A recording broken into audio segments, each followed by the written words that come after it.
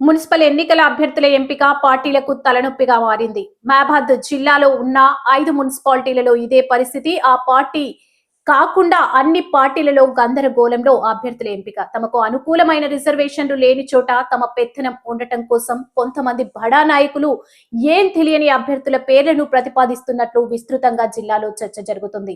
ఏకంగా ఒక మున్సిపాలిటీలో తమ డ్రైవర్లకే సీట్లు కేటాయించాలని ముఖ్య నాయకుల పేర్లను ఇచ్చినట్లు సమాచారం. దీంతో ఆ మున్సిపాలిటీలో మిగిలిన నాయకులు బగ్గుమంటున్నది అని తెలుస్తుంది. ప్రతిపక్షంలో సమస్య తక్కువగా ఉన్న అధికార పక్షంలో ఒకరి మాట ఒకరు వినలేని పరిస్థితిలో ఉన్నట్టు ఆయా మున్సిపాలిటీ నాయకులు చెబుతున్నారు. తమ అభ్యర్థులకు టికెట్లు ఇస్తే పని చేస్తాం, లేకపోతే వాళ్ళనే బరిలో దించి ఓడగొడతామని అన్ని పార్టీల నాయకులు ఇన్ఛార్జీలకు టికెట్లు ఇచ్చే నాయకులకు చెబుతున్నట్టు తెలుస్తుంది. మహబూబాబాద్ జిల్లాలో మున్సిపల్ ఎన్నికలు రసవత్తరంగా సాగనున్నట్టు జరుగుతున్న పరిణామాలను చూస్తే అర్థమవుతుంది.